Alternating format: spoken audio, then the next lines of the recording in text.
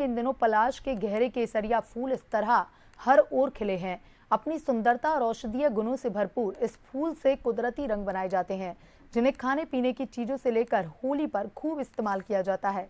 इससे आदिवासी समाज के काफी लोगों को अपनी रोजी रोटी चलाने में मदद मिलती है। झारखंड के जंगलों में इन दिनों पलाश के गहरे केसरिया फूल इस तरह हर ओर खिले हैं। राजकीय पुष्प पलाश खिलने पर दूर से देखने में ऐसा लगता है जैसे सूखे जंगलों में आग लगी हो। इसलिए अंग्रेजी में इसे फ्लेम ऑफ द फॉरेस्ट यानी जंगल की ज्वाला भी कहा जाता है। अपनी सुंदरता और औषधीय गुणों से भरपूर इस फूल से कुदरती रंग बनाए जाते हैं, जिन्हें खाने पीने की चीजों से लेकर होली पर खूब इस्तेमाल किया जाता है। इससे आदिवासी समाज के काफी लोगों को अपनी रोजी रोटी चलाने में मदद मिलती है। हम लोग महिलाओं का समूह बनाकर और तथा उनके संगठन, ग्राम संगठन, संकुल संगठन बनाकर महिलाओं का सशक्तिकरण के ऊपर कार्य करते हैं।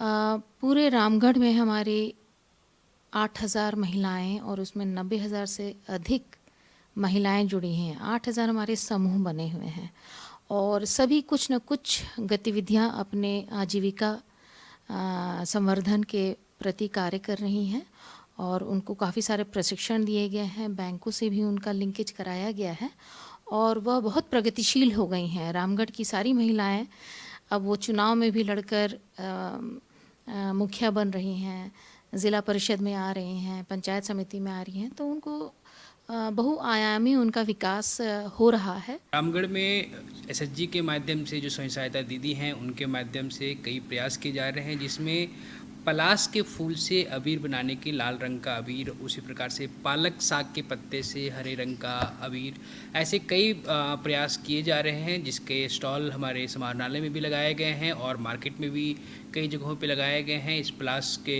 ब्रांड के माध्यम से, स्वयं सहायता समूहों के माध्यम से हम लोग अलग अलग जगहों पर ये अबीर बहुत सस्ते दामों में उपलब्ध करा रहे हैं और यह पूर्णतः प्राकृतिक है, इसमें कोई मिलावट नहीं है। स्वयं सहायता ग्रुप की महिलाएं हर सुबह जंगल में जाकर पलाश के गिरे हुए फूलों को जमा करती हैं, फिर हाथों के जरिए इनसे रंग बनाकर राज्य भर के बाजारों में बेचा जाता है। पलाश फूल को लेके आए हैं, चुनकर उसमें ला करके छटाई कर रहे हैं अबीर बनाने के लिए।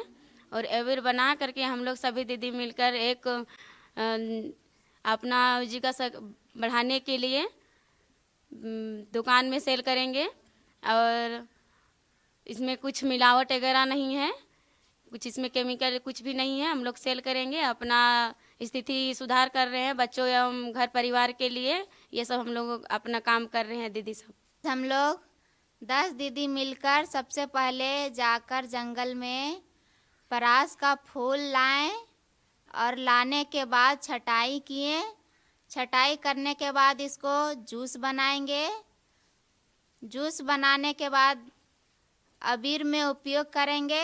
जब हम लोग समूह में जुड़े तभी के बाद इसको हम लोग शुरुआत इस बार से शुरू कर रहे हैं। हम लोग का समूह का नाम है सरस्वती महिला समूह।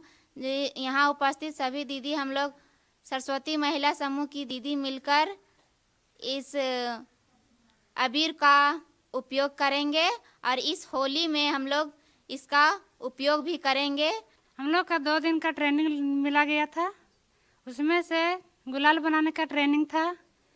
उसमें से अरारोट को बीट का जूस निकाल कर उसमें मिलाकर हर्बल गुलाल बनाए हैं और अभी तक 50 केजी का बिक्री हो गया और इस तरह से हम लोग का आजीविका बढ़ावा दे रहे हैं और बच्चों का पालन पोषण कर रहे हैं। होली पर केमिकल फ्री रंगों की मांग बढ़ती जा रही है।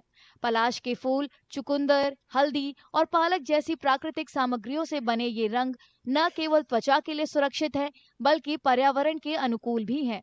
इन महिलाओं की इससे अच्छी कमाई हो रही है, जिससे उन्हें अपनी रोजमर्रा की जरूरतों को पूरा करने में मदद मिल रही है। उन्हें उम्मीद है कि ये होली उनके परिवार और पूरे समुदाय के लिए खुशी का पैगाम लेकर आएगी।